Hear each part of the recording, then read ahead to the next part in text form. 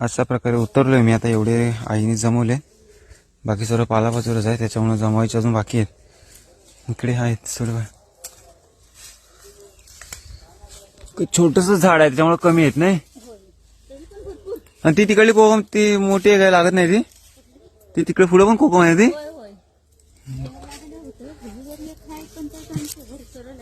बघतो अशा प्रकारे एवढे सापडले तर वाव. आम्ही ह्याच्यात काय अडचण होती का डेट ऍक्च्युअली निघाली कारण जास्त पिकल्यात ना म्हणून. तर ह्याच्यात काय अडचण आहे, ह्याच्यात साखर आणि मीठ टाकायचो आणि हिरकुड असं त्याच्या असं हे करायचो, कोंबायचो. माझ्या लँग्वेजमध्ये सांगतोय, तुम्ही समजा काय ते. ठीक आहे. तोटात पाणी सुटलं आणि त्याच्यानंतर ते आणि आदम्यासाठी हे असं हलवायचं असं. मग आदमे कोकम सरबत तयार व्हायचा आणि मग ते प्यायचो. घायचो सिरियसली माझ्या तोंडात पाणी राहावं असं. आणि हे ना हे थोडंसं आंबट लागलं बिकॉज त्या साखर आणि मीठ टाकलं नाही. साखर आणि मीठ टाकलं मस्त लागतं. त्याच्यानंतर मग हे बिया वगैरे वाव काय भारी लागतं, जबरदस्त.